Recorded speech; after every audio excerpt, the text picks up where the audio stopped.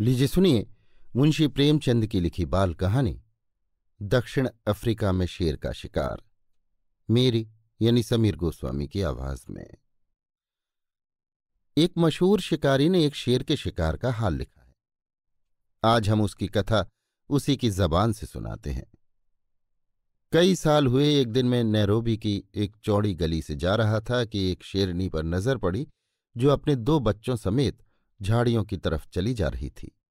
शायद शिकार की तलाश में बस्ती में घुस आई थी।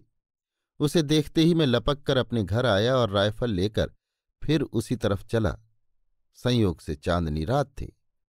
मैंने आसानी से शेरनी को मार डाला और उसके दोनों बच्चों को पकड़ लिया। इन बच्चों की उम्र ज्यादा न थी, सिर्फ 3 हफ्ते के मालूम होते थे। एक नर था, दूसरा मादा। मैंने नर का नाम जैक और मादा का जिल रखा। जैक तो जल्द बीमार होकर मर गया, जिल बच रही। जिल अपना नाम समझती और मेरी आवाज पहचानती थी। मैं जहां जाता वहां कुत्ते की तरह मेरे पीछे पीछे चलती। मेरे कमरे में फर्श पर लेटी रहती थी। अक्सर मेरे पैरों पर सो जाती और जगाने के बाद अपने पंजे मेरे घुटनों पर रखकर बिल्ली की तरह मेरा सिर अपने चेहरे पर मलती। एक दिन चांदनी रात में जिल को साथ लेकर सैर के लिए निकला। हम दोनों खुशी के साथ सड़क पर चल रहे थे। मैं ये बिल्कुल भूल गया था कि उस होटल में नाच होने वाला है। संयोग से देखिए कि मैं और जिल उस वक्त होटल के पास पहुंचे जब कोई मेहमान सवारी की तलाश में बाहर खड़ा था। उसने जब देखा एक शेरनी सड़क के बीचों बीच उसकी तरफ चली आ रही है तो वो इतना घबराया कि बयान से बाहर होकर सामने की तरफ बेतहाशा भागा। उसे भागते देखकर और भी 2-3 आदमी भाग चले।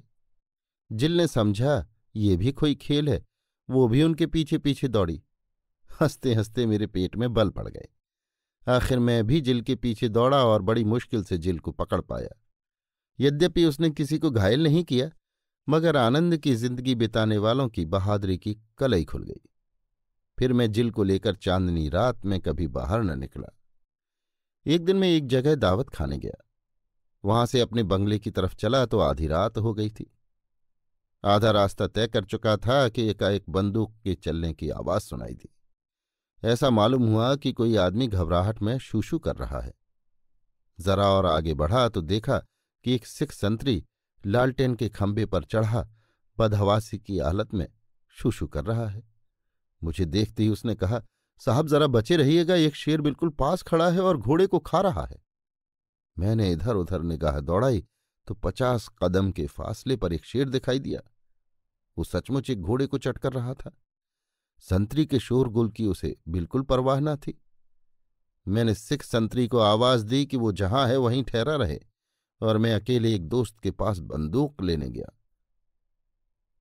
जब राइफल लेकर लौटा तो देखा शेर बैठा ओठ चाट रहा है और संतरी ज्यों का त्यों खंभे से चिमटा खड़ा है। मैंने फौरन शेर पर बंदूक चलाई। वो जख्मी तो हो गया मगर मरा नहीं। वो बड़े जोर से गरजा और एक तरफ को चल दिया, लेकिन मैं उसे कब छोड़ने वाला था। मैं खून का निशान देखता हुआ उसके पीछे चला। आखिर मैंने उसे खाड़ी के किनारे पर खड़ा देखा। अब की मेरी गोली काम कर गई। शेर गिर पड़ा। मैं खुश खुश शेर के पास गया और उसे देखते ही पहचान गया।